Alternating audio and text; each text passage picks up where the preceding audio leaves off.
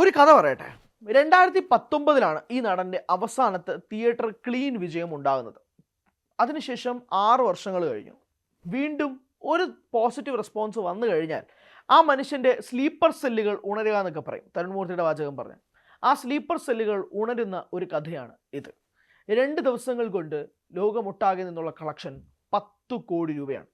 ആദ്യ ദിവസത്തേക്കാൾ എത്രയോ ഇരട്ടി ബുക്കിങ്സും അതോടൊപ്പം തന്നെ കോടികളുടെ ക്ലിക്കവും ഈ സിനിമ സ്വന്തമാക്കിയിരിക്കുന്നു. ഈ നായകൻ്റെ പേര് നിവിൻ പോളി എന്നാണ്. സിനിമയുടെ പേര് സർവം മായ എന്നതാണ്. ഒരു കണക്കിൽ നിവിൻ പോളി എന്ന താരം ഒരു യുവതാരം, മോഹൻലാലിന് ശേഷമുള്ള ഒരു അത്ഭുത പ്രതിഭ എന്ന് പോലും വിളിക്കപ്പെട്ടിരുന്ന താരത്തിൻ്റെ ഡൗൺഫോൾ നമ്മൾ കണ്ടതാണ്. അദ്ദേഹത്തിൻ്റെ ബോഡി മാറുന്നത് നമ്മൾ കണ്ടു. ഒരു തരത്തിൽ അദ്ദേഹത്തിന് ഒരു റോൾസ് ലിഫ്റ്റ് ചെയ്യാൻ പോലും കഴിയാത്ത രീതിയിൽ അദ്ദേഹം തന്നെ എക്സോസ്റ്റഡ് ആയിട്ട് മാറുന്നത് നമ്മൾ കണ്ടു. ഇപ്പോൾ നമ്മൾ കാണുന്നത് വളരെ ലൈറ്റ് ഹാർട്ടഡ് ആയിട്ടുള്ള, ചിരിച്ചുകൊണ്ടിരിക്കുന്നത്, എങ്ങനെയാണോ ഓഡിയൻസ് നിവിൻ പോളി എക്സ്പെക്റ്റ് ചെയ്യുന്നത് ആ നിവിനെയാണ്. ആ നിവിനെ കാണാൻ കിട്ടിയതിൻ്റെ സന്തോഷം തിയേറ്ററുകളിൽ വന്ന് ആഘോഷിക്കുകയാണ് മലയാളി പ്രേക്ഷകർ. ലോകമെമ്പാടും നിന്നും സർവമായ ആദ്യത്തെ 2 ദിവസങ്ങളിൽ നിന്നും 10 കോടി രൂപ കളക്ഷൻ നേടി മുന്നേറുമ്പോൾ ഹീ ഇസ് ബാക്ക് എന്നത് തന്നെ പറയേണ്ടി വരും. അത് വെറുതെ ഒരു ബാക്കല്ല, Nivin Pauly is back and അത് ബോക്സ് ഓഫീസുകൾ സംസാരിക്കുന്നു. The numbers says it so. അത് തന്നെയാണ് നമുക്ക് കിട്ടുന്ന ഏറ്റവും പ്രധാനപ്പെട്ട അപ്ഡേറ്റുമായിട്ട് നിൽക്കുന്നത്. അഖിൽ സത്യൻ്റെ സംവിധാനത്തിലാണ് ഈ സിനിമ റിലീസാവുന്നത്. പാച്ചുവും അത്ഭുത വിളക്കും എന്ന സിനിമയ്ക്ക് ശേഷം അഖിൽ സത്യൻ സംവിധാനം ചെയ്യുന്ന സിനിമയും കൂടിയാണ് സർവം മായ.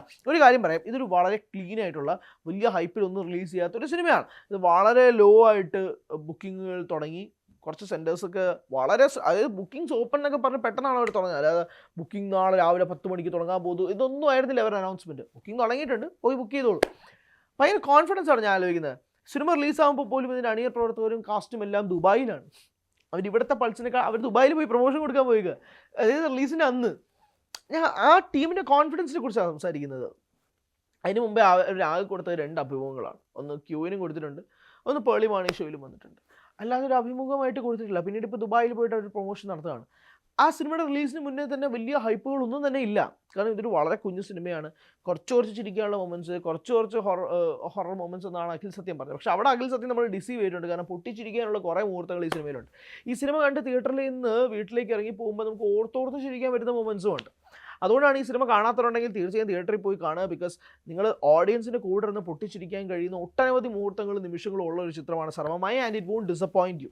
ആ രീതിയിൽ തന്നെയാണ് പോകുന്നത്. ആൻഡ് ഇതിൻ്റെ റൺ ടൈം 2 മണിക്കൂർ 27 മിനിറ്റാണ്. പാച്ചു 2 മണിക്കൂർ 50 മിനിറ്റ് ഉണ്ടായിരുന്നു. അപ്പോൾ അഖിൽ സത്യം തന്നെ പറഞ്ഞ കാര്യം, ആ റൺ ടൈം കുറച്ചിട്ടുണ്ട്. കാരണം പാച്ചുവിന് ഒരു വലിയ ഡിഫക്റ്റായിട്ട് ആളുകൾ പറഞ്ഞിരുന്ന ഒരു പ്രധാനപ്പെട്ട കാര്യമെന്ന് പറയുന്നത് അതിൻ്റെ റൺ ടൈമാണ്. അത് കുറച്ച് ലാഗ് അടിക്കുന്നുണ്ട് പറഞ്ഞു. പക്ഷെ അത് കൃത്യമായി അഖിൽ ഇതിനകത്ത് ട്രം ചെയ്ത് വെട്ടിക്കളഞ്ഞിട്ടുണ്ട്.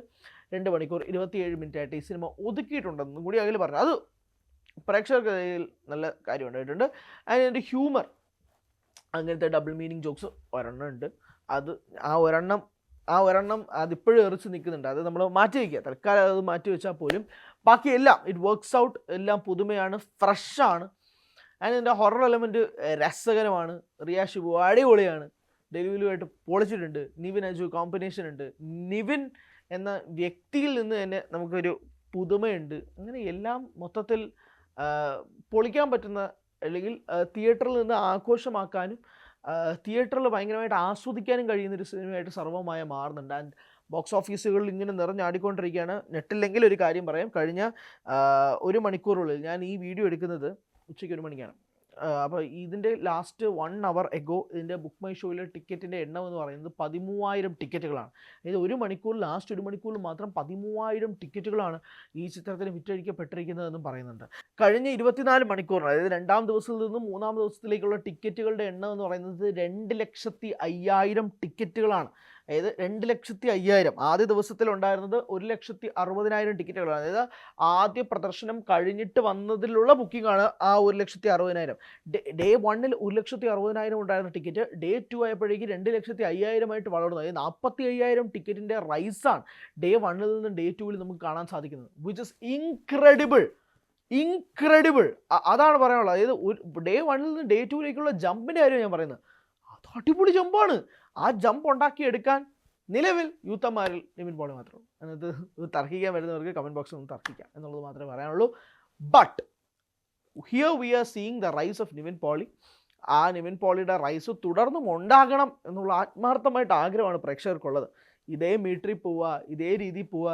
ആൻഡ് നിവിൻ്റെ വാക്കുകൾ ഭയങ്കരമായിട്ട് നമുക്ക് സന്തോഷം തരുന്നുണ്ട്. കാരണം അടുത്ത ഒരു വർഷം ഇനി എൻ്റർടൈൻമെൻറ്റ് സിനിമകൾ മാത്രമേ പിടിക്കുന്നുള്ളൂ എന്ന് നിവിൻ പോളി പറയുമ്പോൾ ജോവിയലായിട്ടുള്ള ഭയങ്കര സന്തോഷം നിറഞ്ഞ ഹ്യൂമർ നിറഞ്ഞ കഥാപാത്രങ്ങൾ നിവിൽ നിന്നും ഒരുപാട് ഷെയ്ഡ്സ് നമുക്ക് കിട്ടും എന്നുള്ള പ്രതീക്ഷകൾ. വടക്കൻ സെൽഫിയും പ്രേമവും ലവ് ആക്ഷൻ ഡ്രാമയും ഓം ശാന്തി ഓശാനയും നേരവും ഒക്കെ തന്ന ആ ഒരു വൈബ് പരിപാടി നിവിൻ തുടർന്നും ഉണ്ടാക്കും എന്നുള്ള ആത്മാർത്ഥമായിട്ടുള്ള ആഗ്രഹത്തിൽ നിന്ന് ആണ് പ്രേക്ഷകർ ഈ അഭിപ്രായം പറയുന്നത്.